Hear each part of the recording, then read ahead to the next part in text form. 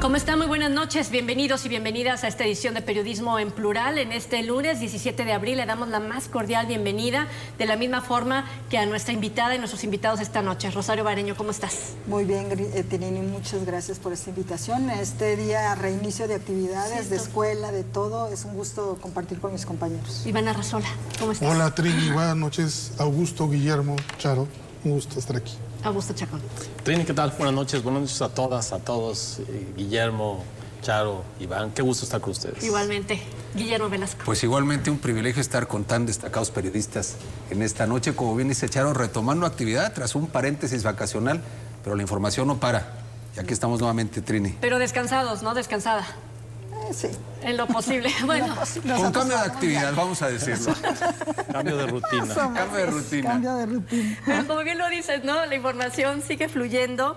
Y justo lo que no fluye es el nombramiento de los consejeros dentro del Instituto Nacional de Acceso a la Información, el INAI, que se encuentra interrumpido en sus sesiones. Y vamos a hablar precisamente esta noche sobre la incertidumbre que reina dentro de este instituto, dentro del INAI. Ese como primer tema. Y también como un segundo tema aquí en esta mesa vamos a abordar este conflicto que a través de dimes y diretes y declaraciones tanto del gobierno mexicano como de Estados Unidos, pues comienza un enfrentamiento por todo esto que se llama la red de tráfico de drogas, fentanilo, cárteles mexicanos, la declaración de Estados Unidos de querer intervenir precisamente en la vigilancia sobre estos cárteles en nuestro territorio nacional. Vamos a hablar de Estados Unidos contra los cárteles mexicanos. Y un tercer tema que también nos preocupa mucho aquí en nuestra localidad son los incendios en Jalisco. Se mantiene el Estado como número 1 en afectaciones y registro de incendios en nuestras áreas verdes. Así que le damos la más cordial bienvenida con esta introducción y vamos precisamente con esto que es el INAI. Su consejera presidenta, Blanca Lilia Ibarra, comisionada presidenta por este Instituto de Acceso a la Información, asegura que pese a los intentos por obstruir el derecho a saber, el Instituto Nacional de Transparencia continúa vigilando que las dependencias públicas atiendan las solicitudes de información ciudadana. Y me quedo con esta parte donde dice que pese a los intentos por obstruir el derecho a saber, Augusto, ¿para quién es el mensaje? Creo que estaba clarísimo, ¿no? El mensaje es para el presidente de la República, para el secretario de Gobernación y para una buena parte del Senado, porque aquí no va el Ejecutivo solo. También ha sido responsabilidad del Senado que tengamos un año sin esos nombramientos de comisionados. Pero podría parecer banal o podría parecer superficial en medio de tantos problemas que tiene el país el que no se nombren estos comisionados. Creo que conviene ponerlo en contexto. Tenemos el derecho a saber. Y no solo es que ese derecho se quede por ahí encimita. Venimos de una tradición autoritaria, parece que queremos regresar a esa tradición autoritaria y la manera de vencer ese autoritarismo es que las autoridades reconozcan que todo lo que se genera, incluida la información, desde el espacio público es pública. No le pertenece a ellos, le pertenece a la gente y lo que se ha hecho con las nuevas reglas de derecho y acceso a la información, es justo darnos esa información, que por un lado sí quita esa sensación de que los gobernantes y las autoridades son las dueñas de todo lo que sucede, parece que los nombran y entonces se torna patrimonialista su gestión, pero también inhibe la corrupción. Cuando los funcionarios, las funcionarias están obligadas a transparentar su hacer, logramos que la corrupción se arredre un tanto. Eso es lo que está en juego. Y por supuesto, a nadie le gusta que todo lo que está haciendo, que todo lo que está decidiendo, se tenga que poner en la vitrina. Luego de que se filtraron las grabaciones del secretario de Gobernación dándole línea a los senadores de su partido, de Morena, en el sentido que para el país, para el presidente era ideal, el mundo ideal, que no operara que no funcionara el INAI, para que nadie los obligara a transparentar. Me parece que está claro y que el mensaje de la comisionada presidenta es claro. El poder del Ejecutivo no le gusta la transparencia, lo dejó bien claro cuando fue jefe de gobierno en la Ciudad de México, en el Distrito Federal entonces, cuando todo lo que costó y quién hizo los segundos pisos en la Ciudad de México, una inversión espectacular, decidió que se reservara durante 30 años. Es delicado el tema. Es bastante delicado, sobre todo porque el atentar contra una institución como el Instituto Nacional de la Transparencia, donde en el caso, por ejemplo, de nosotros y de cualquier ciudadano, en el caso de los periodistas, por ejemplo, que es una herramienta valiosa en el acceso a la información, sobre todo cuando no tienes esa información por parte de las autoridades, tener que obligar a una institución, a una autoridad a tener esa información, para nosotros es valioso. El no tener lo que el presidente está haciendo, aparte de atentar contra esta institución y con otras más, es también el hecho de que no le gusta la transparencia. Ya lo hemos visto en bastantes ocasiones. Él, por ejemplo, estamos viendo, ya le dio un sablazo a la agencia Notimex y a otras instituciones, organismos no organismos.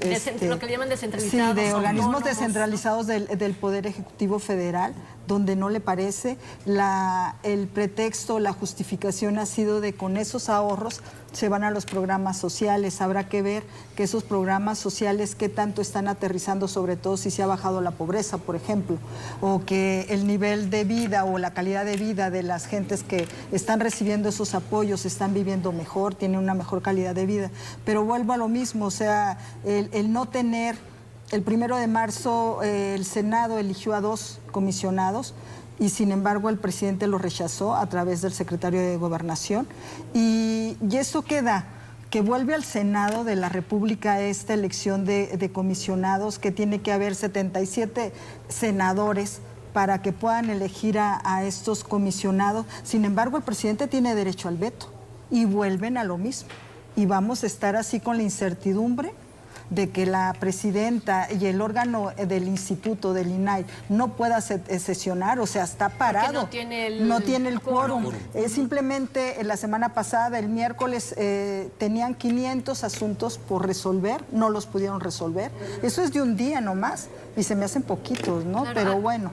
Ahora, el tema es esta parte de si va a continuar así el INAI. En realidad hablan de el atentado total a la democracia, ¿no? Por esos procesos de transparencia en los que la población exige conocer, saber, y que es parte de...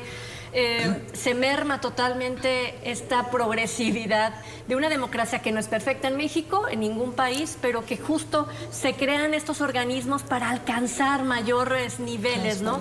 Se está retrocediendo, como dijo Augusto hace un momento. Muchísimo.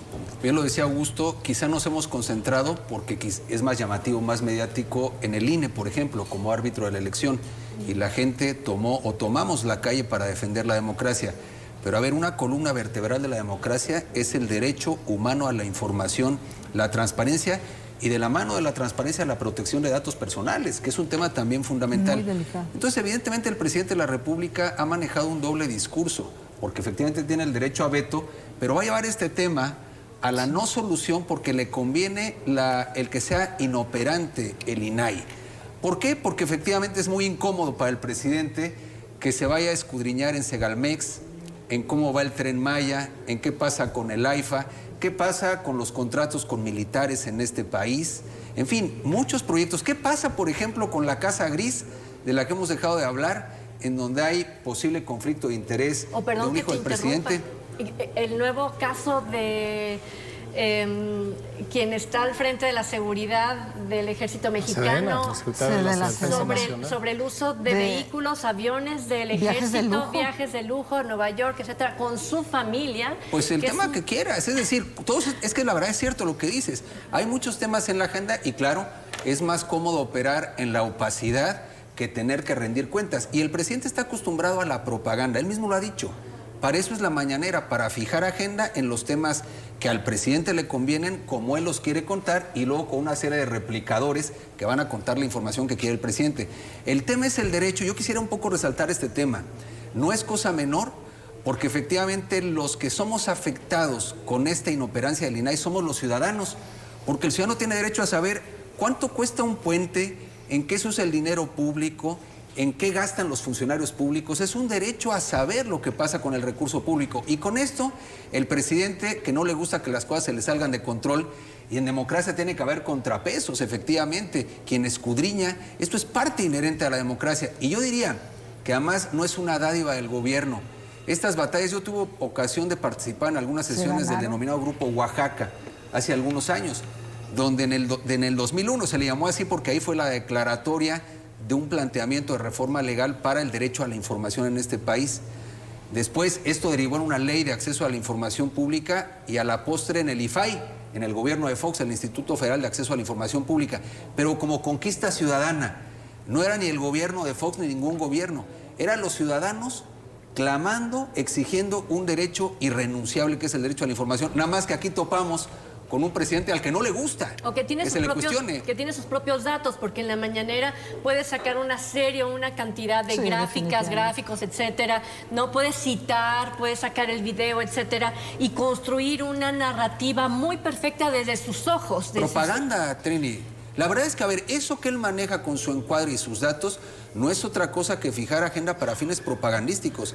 Pero eso no es información. Yo supongo que, por ejemplo, la desaparición o la no función del INAI, en casos como este que menciono, ¿no?, del titular del Ejército Mexicano, que se está ahí investigando cómo hace o puede hacer uso de recursos públicos para poder viajar con su familia o pagar los viajes de su familia, etcétera. Es como si nos trasladáramos a 2 años más adelante y esto quedara completamente callado en la oscuridad, totalmente borrado y no poder nosotros como mexicanas o mexicanos juzgar y saber de acuerdo a lo que sí sucedió. Y por eso es importante la transparencia, no es solamente una novela o un chisme o una casa gris o una casa blanca, etcétera. Es la toma de decisiones de mexicanas y mexicanos respecto a la historia. ¿Y al derecho a la información? A ver, este tema del secretario de la Defensa viene de una filtración, viene de los Guacamaya Leaks. Para lo que nos podría ayudar precisamente la transparencia es para poder exigirle al gobierno, en este caso a la Secretaría de la Defensa, una explicación sobre cómo se gastaron esos recursos. Pero bueno, aquí hay un punto importante y es que el gobierno está jugando de acuerdo con las reglas. Y las reglas que establecen el día de hoy esta selección de estos comisionados, lo que nos dicen es, para que pueda operar el INAI necesita que al menos haya 5 comisionados en funciones. En segundo lugar, pues está el tema del veto ejercido por el presidente. Este veto también en una condición muy extraña, pero bueno, ya en medio de las filtraciones pues se entiende. El presidente veta porque dice, no estoy de acuerdo con estos enjuagues, con estas cuotas, ¿no? Y por eso ejerzo el derecho al veto. Pero por otra parte también tenemos un Congreso, un Senado, que, como bien lo dice Augusto, tardaron 1 año en poderlos elegir, en que se pudieran formar estos consensos y al final el presidente aprovecha este espacio para este impas. Dice el secretario de Gobernación, es el mundo ideal en el cual pues no están operando las instituciones. Pero ¿qué sigue ahora a partir de este INAI que es inoperante en este momento?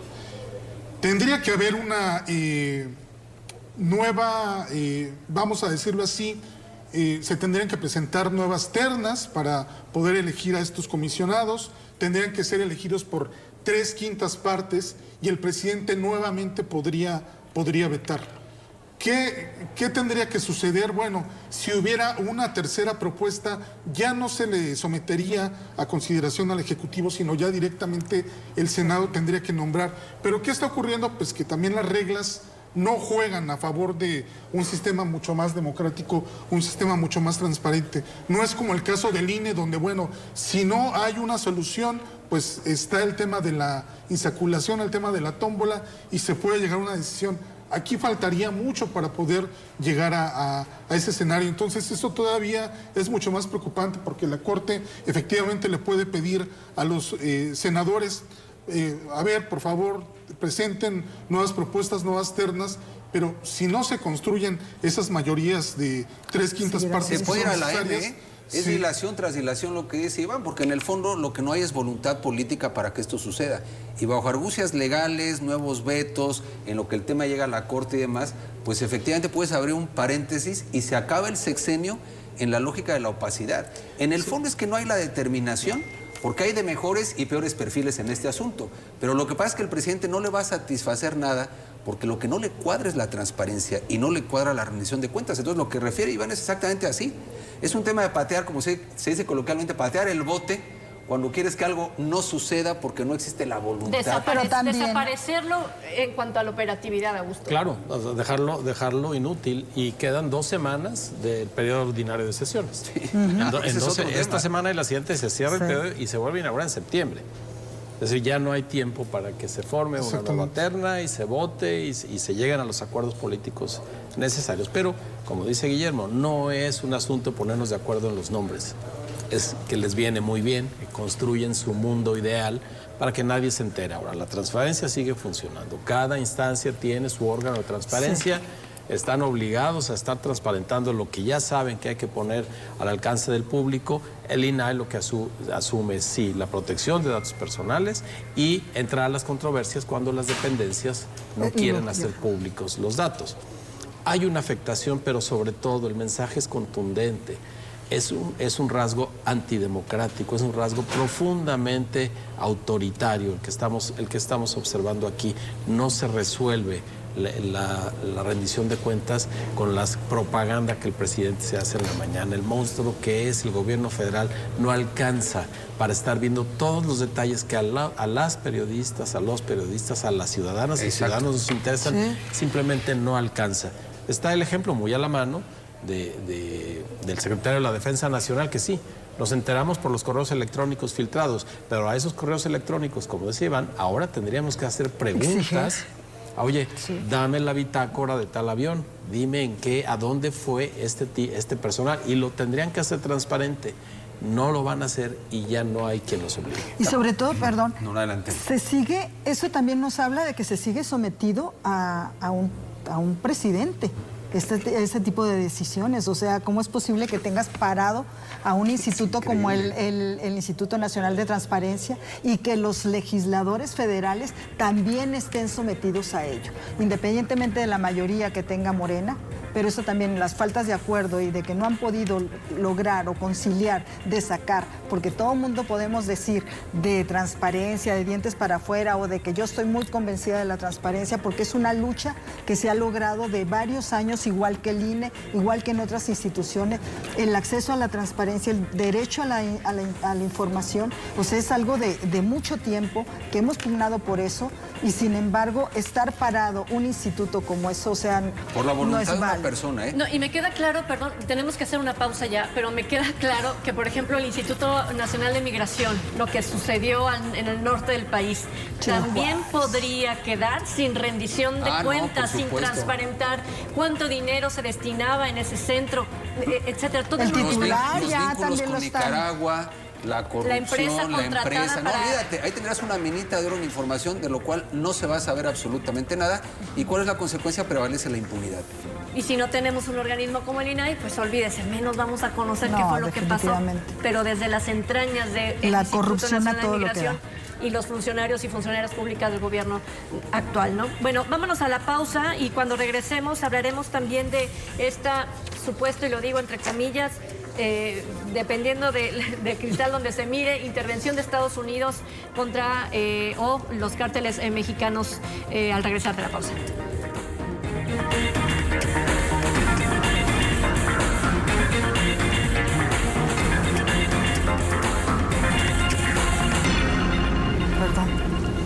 Bueno, ya estamos de regreso y vamos con este tema. Estados Unidos contra cárteles mexicanos. El señalamiento contra 9 organizaciones del crimen organizado en México y 28 sujetos, entre ellos los hijos de Joaquín El Chapo Guzmán. ¿Cuál es la postura del gobierno de Estados Unidos, sobre todo los republicanos que están empujando una agenda justo en un ambiente preelectoral? ¿Y cómo podríamos ir desmenuzando estas aseveraciones, ¿no? De que México es el responsable, sobre todo del tráfico de fentanilo y que por México, etcétera, etcétera. Y luego volteas a ver al país, a México, o al presidente Andrés Manuel López Obrador diciendo que va a defender esa autonomía, la soberanía del país y que no va a permitir que absolutamente nadie, mucho menos las fuerzas del orden de Estados Unidos, intervengan en la seguridad de México. Iván, ¿cómo lo ves? Es un tema muy complejo, pero que termina exhibiendo el presidente en una declaración del 9 de marzo. Él dice, aquí en México no se produce fentanilo. Pues bueno, Estados Unidos se puso a hacer la tarea y vaya que lo puso en su lugar al al presidente y este discurso. El día viernes anuncia el Departamento de Justicia que hay una investigación, una operación aparte muy bien articulada, donde identifican a este cártel de los Chapitos como el responsable de producir y de enviar buena parte del fentanilo que se consume en Estados Unidos. El año pasado en Estados Unidos 110,000 muertes por sobredosis, 80% de estas muertes provocadas por el fentanilo. No solamente eso, anuncian que hay una investigación, giran estas órdenes de aprehensión contra 3 hijos de Joaquín Guzmán. No era que al presidente no le gusta que le digan el Chapo. Ya Ovidio ya está detenido y pues hay otros 2 sobre los cuales hay también señalamientos muy, muy importantes. Pero ¿qué se desprende de toda esta cuestión? Pues por una parte tenemos hoy el enojo presidencial, ¿no? Esta declaración donde el presidente dice, pero ¿cómo es posible que la DEA haya más que investigado, espiado, ¿no? Eso es lo que más le molesta. Hay que recordar que en el 2020, pues el presidente limitó la operación de estos grupos de la DEA para poder hacer operaciones en México, y hoy queda más que claro que la única manera en que se puede detener a estos personajes de realmente hacer investigaciones sólidas, pues es con la cooperación de Estados Unidos. Dice el presidente, pero que algo quede claro, que a mí lo primero que me interesa es la seguridad de los mexicanos. Ya en segundo lugar está el tema de los Estados Unidos. Realmente, ¿cómo podríamos probar que al presidente le interesa primero la seguridad de las y los mexicanos y en segundo lugar están los intereses de Estados Unidos? No hay manera en la que lo pueda probar. Lo frío y lo realmente contundente es que la investigación que hizo Estados Unidos lo que arroja es en México se produce el fentanilo con precursores traídos de China, también de Guatemala, pero este es el principal centro de operaciones y sobre las personas sobre las que se va a ejercer acción penal. A ver, yo creo que tiene varios ángulos de análisis lo que está pasando y es verdaderamente de una cobertura mediática y de efectos políticos espectaculares. Primero, se les están muriendo miles de personas en Estados Unidos. O sea, hay un tema, además de lo político, objetivo de salud pública. Decenas de miles. Decenas de miles. 196 y esto significa que evidentemente no pueden mirar hacia otro lado con lo que está pasando, que es dramático. En segundo lugar, es cierto, la presión de los republicanos contra Biden en un tiempo preelectoral de que no se está haciendo nada, el estar forzando a que se declaren los cárteles mexicanos como terrorismo para actuar de manera más categórica, eso pone en jaque a Biden, cuya popularidad está en los suelos, también hay que decirlo.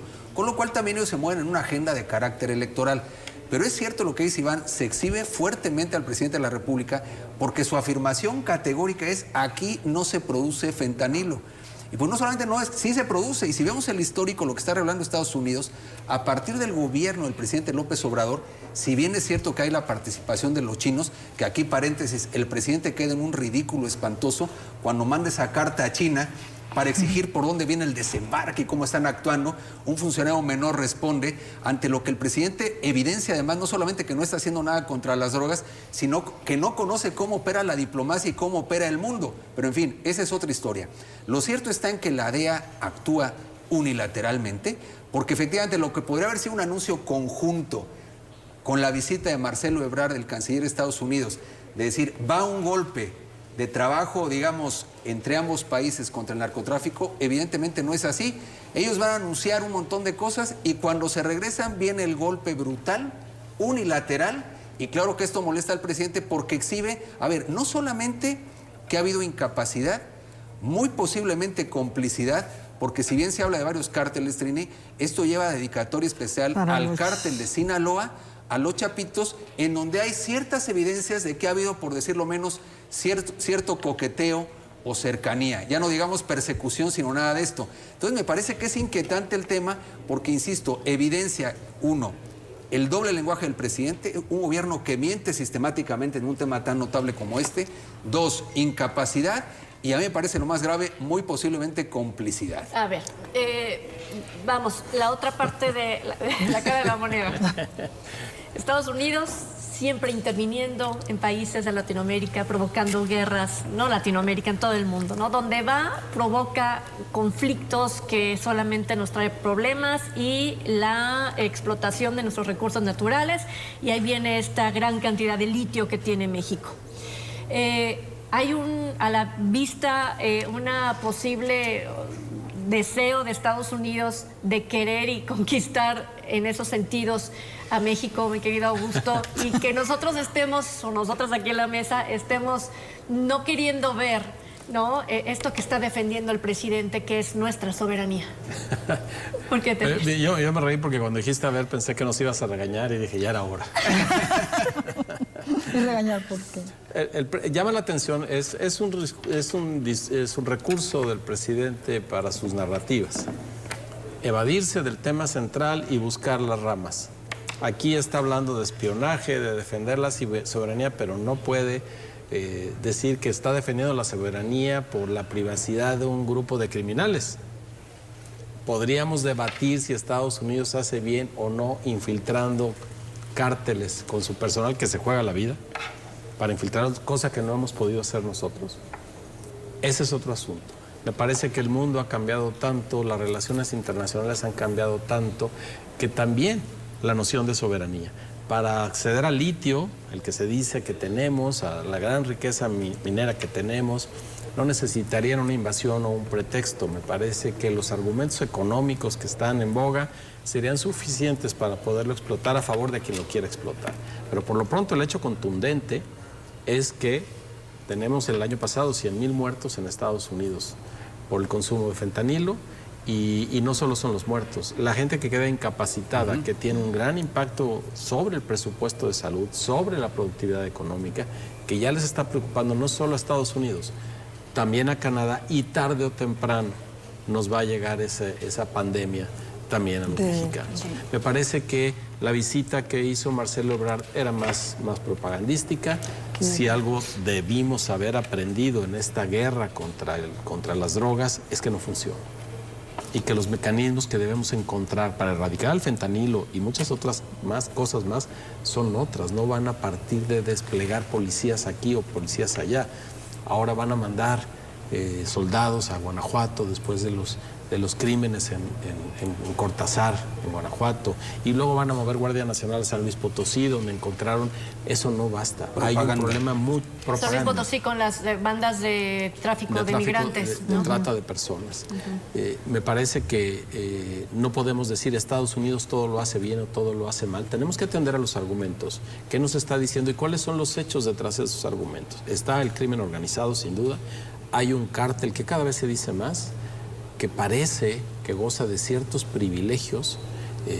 Ovidio no ha podido ser extraditado. No, ha ganado, es cierto, los amparos que tiene a la mano, pero les está costando mucho a la justicia mexicana saber qué hacer con eso. Y la reacción del presidente hoy es desmesurada. Es tan propagandística que lo conducente, si de veras fuera espionaje, es escribir una carta diplomática formal, un extrañamiento, y no salir en la mañana a hablar mal de los Estados Unidos, que a ellos ni a calor les llega, porque, como bien señala Guillermo, hubo un cálculo perfecto de en qué momento salir a decir qué, dejando desnuda a la delegación mexicana, que en teoría en la Casa Blanca tuvo una cumbre de alto nivel para hablar de este asunto. No, ellos están actuando y es el mensaje que mandan. Oye, muy rápidamente, nada más para no usar la palabra. Mientras estos están en campaña, las 4 corcholatas jugando a la propaganda, porque eso fue en Estados Unidos, el tema es que la tarea, que también es la tarea de fondo, que es ir con todo para evitar este tema, pues no lo están haciendo. No. Y vino el golpe de Estados Unidos, es una realidad. Y que lo hizo Estados Unidos. Lo hizo Estados Unidos. La DEA tenía infiltrados desde hace muchos años en el cártel de Sinaloa. De hecho, y coincido, la dedicatoria es para el cártel Sinaloa, a los chapitos. Ese es por a Estados Unidos le pega, porque está pegándole en la salud a la población económicamente activa, que es de 18 a 49 años, que están llegando a los hospitales donde no saben qué hacer para contrarrestar esa sobredosis, esas afectaciones, dañar tu salud. Ya La presión aparte en el aspecto de salud, también los republicanos, donde no solamente es el fentanilo, es las armas, o sea, porque el presidente de Estados Unidos lo que quiere es un control, entre comillas, del uso de las armas, el movimiento que hay en Estados Unidos por las armas, sobre todo porque ha pegado a los menores de edad en las muertes, y los republicanos no están de acuerdo con ello, no quieren ese control. Me quedo también y coincido en el hecho de que Marcelo Ebrard y el Gabinete de Seguridad que fueron a la Casa Blanca, que fueron a Estados Unidos, yo creo que casi nomás fueron a avalar lo que el documento que manejó Estados Unidos, donde un plan riguroso así lo maneja. Es delicado el tema porque pues obviamente es fentanilo, le está llegando a todos los jóvenes, es una droga muy potente que utilizan los hospitales para después de una operación, pero también para los que tienen enfermedades de cáncer. En eso hay que tener mucho cuidado porque el fentanilo que se está usando para fines recreativos se hace de otra manera. Sí, no es el fentanilo médico no es que es imprescindible en tratamientos del dolor y en las anestesias. Pero que China argumenta, a ver, lo que nosotros le enviamos a México son justo la materia prima para la parte médica. No es una cosa que no tengamos que prohibir porque es parte de un comercio transparente y que se ha dado toda la vida, porque lo requiere la industria médica. Esa fue una de las respuestas, ¿no? Pero ¿qué es lo que hace México? Que lo empieza justo a descomponer y a combinar con algún otro tipo de sustancias y entonces convertirlo en esta droga que es el fentanilo, que preocupa que aquí en México no se hayan puesto manos en la obra para poder amortiguar el impacto que tenga el fentanilo. Y es cerrar los ojos, porque desde el 2014, de acuerdo a lo que maneja el documento de Estados Unidos, el cártel de Sinaloa está fabricando y produciendo el fentanilo, Sí, no hay ninguna novedad en eso. No es novedad, Hoy está revelado de manera más contundente, pero efectivamente hay fábricas enteras, sobre todo vinculadas al cártel de Sinaloa, que suministran de manera muy importante a Estados Unidos. Y el problema es que no sabemos cuántos jóvenes en México lo están consumiendo ya. No hay datos sobre eso, pero algo que también refleja todo este asunto es la descoordinación que hay entre las diferentes instancias en gobierno. Se revela también que entre la Marina y el Ejército hay problemas, dice la Marina, dado el protagonismo que se le ha dado a la Secretaría de Defensa, la coordinación tiene que ser mínima. Y bueno, eso también revela que esta política de abrazos no balazos, pues se está cayendo a pedazos para el presidente. A balazos. Y que desafortunadamente a pues, es muy débil la posición. Hoy con lo que sale el presidente, pues en realidad está de más. El golpe está dado y es muy clara cuál es el objetivo, ¿no? ¿Qué están ganando los republicanos metiendo a sus campañas políticas a México? Pues lo que ganaron cuando Donald Trump llegó a la presidencia. Nada más, tener el voto durísimo de un sector de Estados Unidos. ¿Cómo es ese voto? Es el voto, y muy parecido al conservadurismo mexicano, que se fomenta a partir de decir, son los otros, son los extranjeros. El enemigo externo. Son los que no somos, los que no se parecen. También apelan a su propia soberanía y a la protección de su territorio. En el fondo es eso, Sí. Ellos dicen, oye, nos están matando a la gente con el fentanilo. 2, nos estamos llenando de migrantes, que también es el voto republicano. Pon barreras. De ahí la contundencia que tuvo en su día el muro. Esa es una realidad de la campaña de Trump. Entonces, efectivamente, el cálculo de los republicanos es exacto y Biden ya se dio cuenta que si no hay una reacción contundente en un mercado de indecisos en el voto norteamericano, se lo van a arrebatar. Con lo cual, efectivamente, esto, amén de los temas de fondo, sí obedece a la política en ambos lados de la frontera, porque con el presidente en este discurso de la soberanía le habla su voto duro. En el fondo no tiene ningún interés desde mi punto de vista de resolver el tema del narcotráfico en México, pero evidentemente el hablar del invasor y de los yanquis que además nos espían y actúan injustamente, eso vende electoralmente, no resuelve absolutamente nada de fondo cara a la seguridad, pero electoralmente tiene rédito, o sea, no está atendiendo lo que tiene que atender. Nos estamos justo quedando con una deuda con nuestra población, con nuestra juventud, para poder limpiar justo de las garras del narcotráfico a todas estas nuevas generaciones. Al contrario, le están abriendo las puertas. Tan es propagandística la reacción del gobierno federal que hoy la Secretaría de Educación anuncia la campaña en secundarias y primarias de las drogas, ¿no? Pero es una reacción, no es algo Mediática, premeditado. momentánea. Esto sale el viernes y ya el lunes ya estamos anunciando en el regreso a clases que empieza esta campaña contra las drogas. De Que las por cierto es tantas un campañas que contrasentido ha habido. propagandístico, porque fíjate, efectivamente el presidente niega la realidad, pero pocas campañas tienen tanta pauta contra la que advierte en México de los riesgos del fentanilo y en general las adicciones.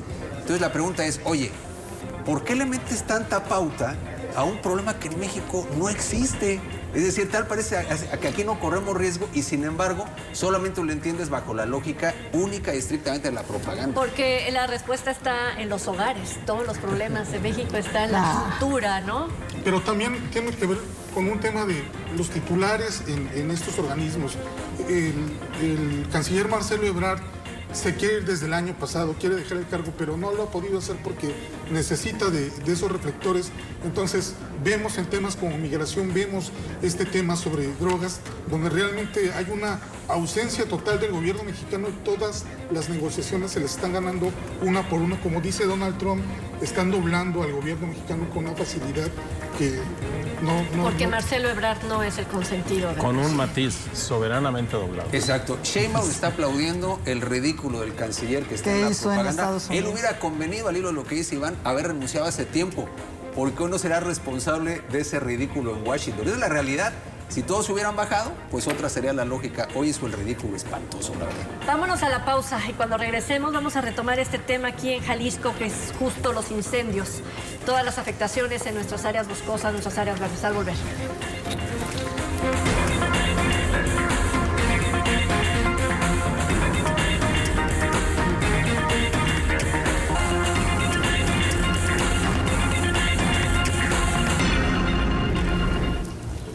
Bueno, ya estamos de regreso. Hablemos de los incendios en Jalisco. Nuestro estado se perfila para ser uno de los más afectados en incendios en nuestras áreas verdes y por supuesto también las zonas o las áreas afectadas tras estos incendios. Desde 1970 se empieza a poner ojo, sobre todo en el bosque La Primavera, para protegerlo como justamente un área natural protegida. Y así se empiezan a emitir diferentes decretos para poder conservar las áreas, zonas de amortiguamiento, donde se trata de evitar que la mancha urbana llegue y comience justo a devorarse estas zonas que son muy importantes para la salud de todas y todos. ¿Qué está sucediendo justo este día?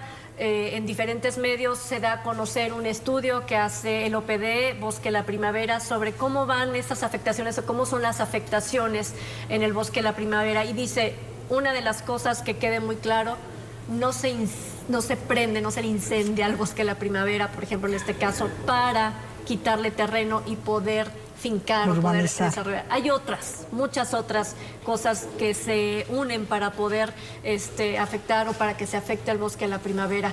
¿Qué está sucediendo con nuestras áreas verdes en Jalisco? No solamente La Primavera, está el bosque Nisticuil, están también nuestras zonas en playa, que también a veces le perdemos el ojo, ¿no?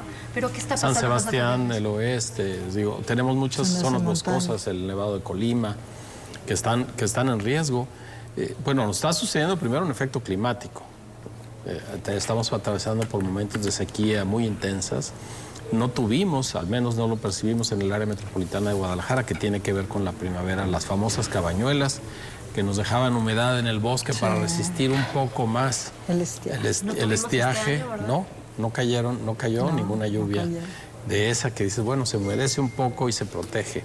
Por otro lado, en el caso específico de la primavera, pues son 30,000 hectáreas rodeadas por un área metropolitana. El desarrollo del bosque no es normal. Todos los bosques necesitan de pronto del fuego para recuperarse. Aquí habría que hacerlo de manera más controlada, pero hay muchísimas presiones, sí. Ya sabemos que la ley inhibe el que una zona quemada se convierta en zona habitacional o un cultivo. Sin embargo, el avance de gente que no quiere bien al bosque para apropiarse de territorio, pues puede sí estar unido a los incendios del bosque. El caso es que Guadalajara está pasando un mal momento climático, tenemos mala calidad del aire, el bosque no nos está ayudando. Ambientales. Sentimos un calor cada año más intenso. y tiene que ver también con la pérdida de masa forestal. Se hizo, al menos hasta el año pasado, un gran esfuerzo para combatir incendios. Fue una coordinación extraordinaria, considerando las condiciones climáticas y de nuestras áreas verdes. Ahora esta nueva administración, porque hubo un cambio en la Secretaría de Medio Ambiente, se pone a prueba con esta coordinación que sí hubo, la pudimos ver en la primavera y en distintos macizos boscosos donde hubo un control mejor, aunque no pudimos evitar la pérdida de bosques. Tendríamos que saber cuánto es natural y cuánto es a causa de la intervención humana. Pero sí, estamos en un riesgo muy, muy alto. De todos los incendios, más del 60% son intencionales y por actividad del hombre, agropecuaria, etcétera, ¿no? Entonces, más del 60%.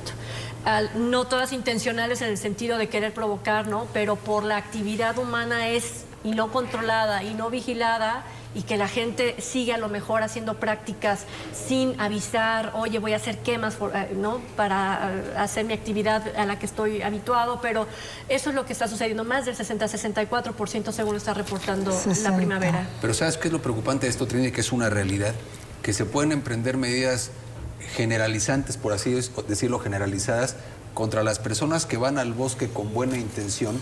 Algunos, efectivamente, ha habido actos imprudentes que tampoco se justifican y se tiene que aplicar la ley. Y vandálicos, pero habría que diferenciar.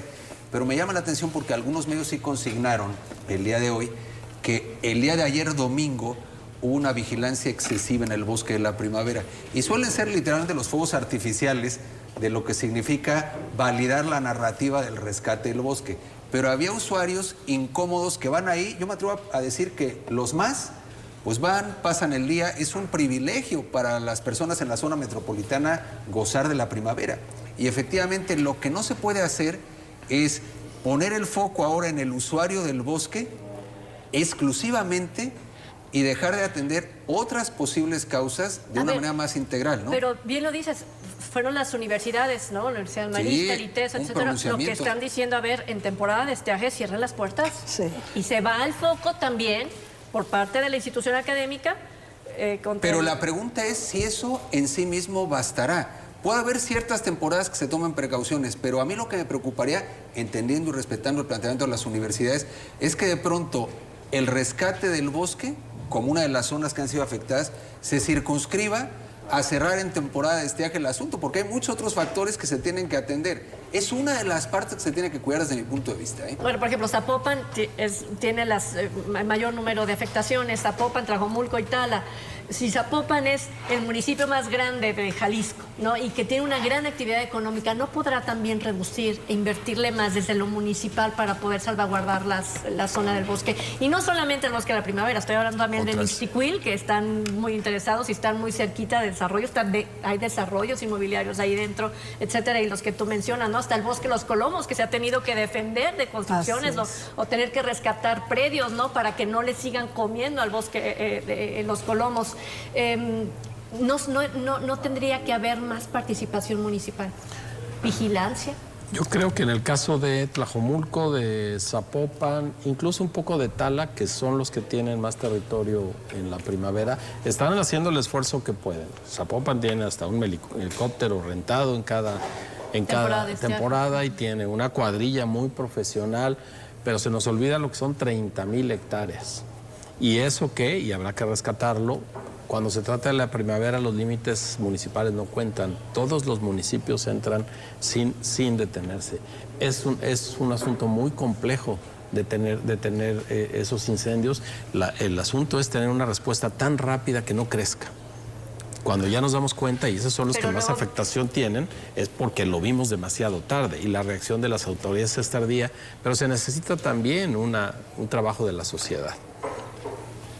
En el tema de los incendios forestales, aquí pues está la sede de la CONAFOR. Sin embargo, hemos visto que también ha habido una reducción en los recursos para destinar, sobre todo para los combatientes, para contratar mayor número de combatientes. Ya no hay en la CONAFOR. No. Recursos también para el combate a los incendios. Y en cuanto a lo de los municipios, sí debe de tener su responsabilidad cada uno, otros por ser más grande, por tener mayores recursos como Zapopan, pero simplemente donde se registra el mayor número de incendios aquí en Jalisco es Zapopan, Tlajomulco, Tala, Tapalpa, Mascota, que tienen zonas boscosas, ¿no? Zonas de montaña. Aquí yo creo que debe de haber también mayor coordinación, coincido, sobre todo porque ya la gente, o sea, como que lo estamos normalizando los que vivimos no tan cerca de la primavera, pero los que viven en la primavera es cerrar ventanas, cerrar puertas, poner las toallas o trapos mojados, húmedos para que no te llegue el humo, el vivir con que tu carro amanezca con las cenizas o todo eso, ¿no? Coincido en lo que dice, es una forma de vida que ya lo están haciendo lamentablemente la gente que vive alrededor de los lugares donde hay incendios. Coincido con Augusto en el sentido de que cada vez más, o sea, nuestro clima en Guadalajara, ¿se acuerdan cuando nos decían el mejor clima? Guadalajara. La ciudad de las Yo rosas. me acuerdo, hace miles de años que llegué aquí a Guadalajara, vine a estudiar a la universidad. Ya somos pero dos, mi querida. A lo que voy es a esto. Me acuerdo que febrero y marzo era de frío. Hoy, ¿cuándo tienes frío? En febrero, por ejemplo. En el verano, aquellas lluvias Sí. que bajaban completamente el clima y sentías frío. Yo venía de visita a ver a mi abuela y tenía que ponerme suéter en verano. Pasábamos el verano encobijadas, ¿no? Sí, ¿no? Y se acabó definitivamente ese clima maravilloso, una primavera eterna en Guadalajara. Iván. Así es un tema donde hay varios factores. Está el tema cultural. Muchas personas queman hojas, queman su basura. Vemos este tipo de quemas Las llantas. por todos lados, Sí. ¿no? Las llantas. Ya es algo a lo que nos hemos acostumbrado, ¿no? Tristemente. Pero hay un tema institucional. En el 2018 la CONAFOR llegó a tener un presupuesto de más de 4,000 millones de pesos. Para este año tendrán algo así como 2,500 millones de pesos, lo cual pues es insuficiente. Jalisco tendrá este año destinará 132 millones de pesos para combatir los incendios, pero una buena parte de la vegetación de Jalisco es de este tipo que es muy seca, entonces eso también hace que los incendios pues Se propaguen. Prendan rápido, ¿no? prendan rápido. De tal forma que cualquier acción que se pueda generar es de tipo reactivo, es decir, únicamente cuando ya vemos el incendio es cuando vamos a ver la actuación de las autoridades. Antes no, y si a esto agregamos todo el tema del cambio climático, si a esto agregamos también estos intereses de los desarrolladores, si a esto agregamos el tema de la cultura, pues ahora sí que por todos lados hace agua, ¿no? Entonces, evidentemente, casi es un milagro el que, bueno, si no vamos a tener tantos incendios es porque se va a adelantar la época de lluvias o por... Es que mira, es multifactorial como bien se está apuntando. Es el clima, hay temas de naturaleza cultural, hay negligencia, en fin. Pero a ver, todo plan integral de rescate del bosque, porque este es el discurso que escuchamos de forma recurrente, pero supone estrategia y dinero y recursos. De otra manera, lo que vamos a ver son acciones aisladas, algunas más sensacionalistas. A ver, puede haber pronunciamientos, pero a ver, el bosque no va a vivir ni en general las zonas protegidas, ¿no? las zonas verdes, por discursos, decretos o buenas intenciones, sino por planes integrales con su presupuesto asignado. De otra manera, año con año, vamos a estar en esta mesa y en otras hablando del desastre de las zonas verdes en Jalisco. ¿Saben lo que sí siento? ¿Saben lo que sí siento que cambia la situación? Es justo estos vecinos del Bosque de la Primavera que se han reunido para salvaguardar la zona del Tajo, que justo en el sexenio pasado fue decretado como una zona de recuperación, sobre todo para evitar que esa parte sea devorada por la industria inmobiliaria, ¿no? Es una muestra de que la sociedad organizada puede en algún momento interponer alguna medida, algún recurso para que estas zonas no se puedan tocar, como ha sucedido, ¿no? Que si hay una zona que se incendia durante 20 años no puedes desarrollar, pero tiene que ser la ciudadanía que está vigilando. Ahora, en el caso específico del Tajo, que es la sociedad la que está pagando los amparos, los procesos, las declaraciones, buscando a los gobernantes, etcétera, etcétera, para que estén precisamente protegiendo. Porque el interés. Pues resulta que todavía tienen que estar peleando con estos grupos que se están amparando para poder hacer uso, ¿no?, de estas zonas, y todavía están en riesgo. Y cuando la sociedad tiene un mecanismo de defensa del área natural, ¿no?, y requiere de todo el apoyo y soporte del gobierno, y parece que de repente se esfuma, y la presión de aquellos que quieren devorar la zona, ¿no?, están ahí presentes, híjole, se vuelve muy difícil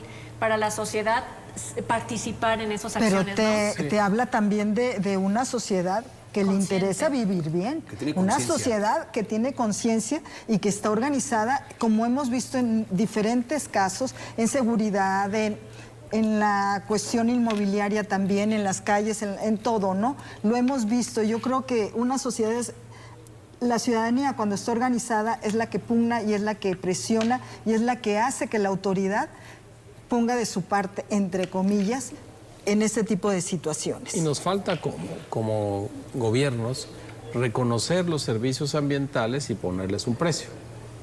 La primavera de las 30,000 hectáreas, no, se hace muy incipientemente. De las 30,000 hectáreas, solo 5,000 le pertenecen al Estado. Estos son pequeñas propiedades o son ejidos. Y de manera natural, al menos es el modelo económico que nos rige, quien tiene una propiedad quiere que esa propiedad le rinda frutos. Eso no es ilegítimo. Lo que nos toca como Estado es decir, déjala como está y nosotros te vamos a pagar por los servicios ambientales que la primavera o que cualquier bosque rinde. Porque pero esa no lo figura hemos ya hecho. existía, ya existe de hace años. Sí existe, pero no no es suficiente, necesita presupuesto. Tú tienes tantas hectáreas en la primavera, te vamos a pagar para que las conserves, así como están, y sigas detentando. O te las vamos a comprar si se fuera el caso, pero no, sería imposible. Pagar por servicios ambientales, pero esos servicios ambientales implica que la sociedad los reconozca. Nos damos cuenta que la primavera existe cuando se está quemando, o cuando sentimos calor, o cuando nos falta el agua, porque se habla poco también. Pero se olvida que hay un OPD también. Y que necesitamos y que necesita recursos. Que nos rinda esos servicios ambientales. A ver, el y hay que 40% del agua que se suministra a la zona metropolitana de Guadalajara tiene que ver con todo este ciclo de vida que hay entre la primavera, el Bajío, etcétera, ¿no? Sí, y tenemos que pagar por esos servicios ambientales. Iván. Y pensar también en cómo alineamos políticas y no crear políticas perversas como, por ejemplo, sembrando vidas, donde muchos terrenos, lo que han hecho estas personas para poder tener acceso a estos recursos, pues es quemar zonas completas o talar para poder sembrar estos árboles, estas políticas que pues en realidad han servido poco, ¿no? Entonces debe de haber políticas nacionales robustas y que creen estos incentivos que pues permitan proteger mejor el ecosistema. Sabes que yo sí destacaría, insistiría en este punto que dice Charo, con independencia de que falta mucho por hacer, cuando ves a personas de la sociedad, universitarios, vecinos que viven ahí, ciudadanos con conciencia, haciendo cosas al respecto, me parece que esto es ejemplar. Y es importante que se siga haciendo articuladamente, porque también hoy hay esfuerzos aislados y dispersos, valiosos. Entonces a mí me parece que esto, más allá de lo que tenga que hacer cada quien, el gobierno, la OPD, en fin, ese esfuerzo ciudadano para mí es ejemplar. Y te voy a decir, en gran medida ha sido el que marca la pauta y da ejemplo, ¿eh? Así que yo animaría a aquellos que están dando batalla, que en ocasiones están muy en solitario, a que le sigan, ¿eh? Sí. Porque ese es un ejemplo claro de conciencia cívica en favor de las zonas verdes en Jalisco. Y eso sí se multiplica. Exactamente, esto es ejemplar y va siendo una bola de nieve. La denuncia colectiva, no nos hemos enseñado lo que es esta figura jurídica, que cuando en colectivo, ¿no?, se interpone un proceso en contra de una acción del gobierno o a favor de, etcétera, rinde frutos, y lo estamos viendo justo con este grupo que defiende sobre todo esta zona del Cerro del Tajo. Así es, pues muchísimas gracias por habernos acompañado esta noche, y pues ahí está el encargo, ¿no?, para todos y todas, que yo creo es estar pendiente de qué hace la universidad y cómo convoca a la ciudadanía a ver si funciona justo esto que están planteando, ¿no? Así que Augusto Chacón, gracias por acompañarnos. Al contrario, Tini, gracias, buenas noches a todos, qué privilegio. Buenas noches. Iván Arrazola. Muchas gracias, buenas noches a todos. Charo Arenas. Gracias, es un gusto como siempre. Gracias, mi querida Trini, y gracias a todos. Buenas noches. A usted por habernos acompañado, gracias, que tenga excelente noche.